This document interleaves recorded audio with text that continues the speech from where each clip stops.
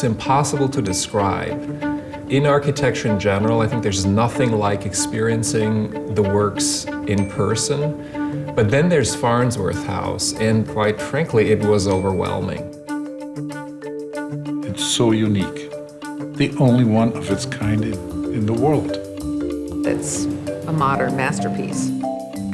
The Farnsworth House was designed by Ludwig Mies van der Rohe, and he designed it for Dr. Edith Farnsworth.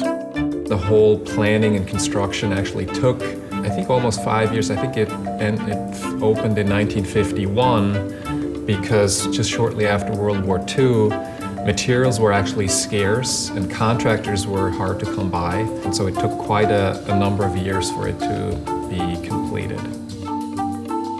It was a test case for the architect as artist to work through ideas to make, in a way, his most perfect exemplar of his career, and one that we could experience as individuals as well by going there.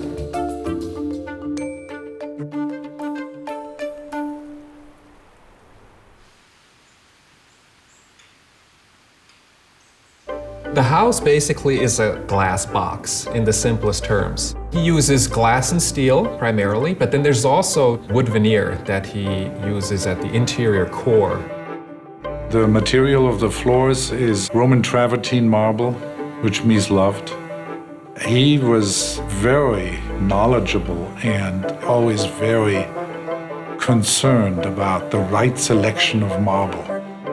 It's really about all of the very tactile aspects that are happening between wood and glass and cloth and marble. It is a painting, it is a sculpture. The curtains, the draperies are so much a part of that. Every bar stock member, every angle, every screw is treated with the same amount of attention to detail. And yet, in the most simple and straightforward fashion, you don't get to simplicity without thinking about things. It is so figured out to such an extent and so beautifully detailed that then when you look at it, it looks effortless. It's almost like, how could anybody have done anything different ever? Oh, absolutely. The Farnsworth House is a modernist house. I think the Farnsworth House is a great artistic achievement, and it belongs to the middle of the 20th century as one of the iconic buildings of that century, which is the century of modernism.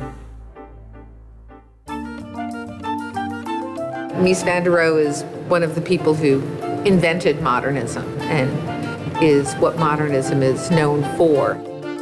The elements that make Farnsworth House a modernist house is, I think, the simplicity of the basic architectural elements, the floor slab, the roof slab, columns that hold it up, and then the enclosure. So in terms of the architectural means, it's reduced to its maximum.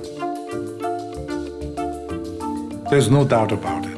The house represents, to a large extent, how he would like to live in nature. You know, this was a beautiful site before the house was there, but with the house there, the site is even that much better because it's this vehicle that allows visitors, allows all of us to go in and actually perceive nature in a different way. The very architecture and the materiality and everything is completely influenced by the beauty of the nature around it.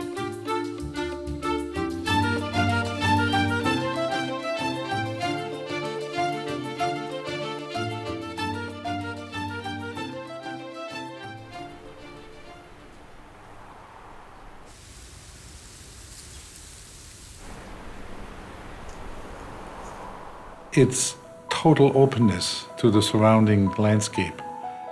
When you're in the house, day and night, you're floating in nature, meaning you're elevated because it's elevated from the ground, and there is no wall that shields you. It really connects you with the outside, and yet, because you've actually walked out of the ground plane, you're sort of a little removed.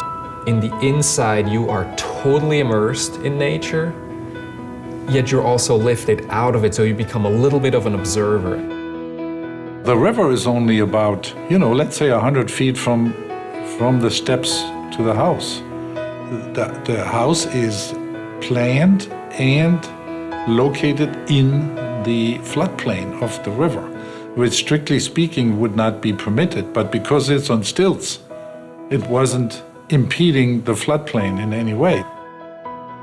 It's a pilgrimage site at any season because it is also about the landscape as much as it's about that architecture. The importance of preserving a house like the Farnsworth House is very simple. If we as a society, as a culture, believe in the value of the highest achievements of our culture, we have to do everything we can to preserve it. It's a symbol, it's an icon of that modern movement. It should be preserved so that future generations can learn about it, can see it, and can understand how buildings over the centuries are developing. It's one of the things that all over the world in architecture schools people talk about. On some level, there's nothing to it, yet there's everything to it. And again, that's hard to describe. I think it's part of the reason why people from all around the world come to see it. You have to experience it in person. The Farnsworth House is our Florence, Italy. It is our Chartres Cathedral.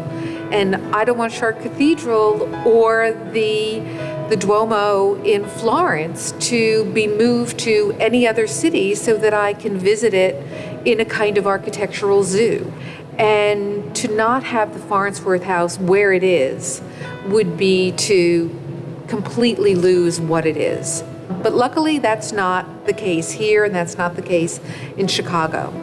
And to preserve it where it is and for what it is what we need to do.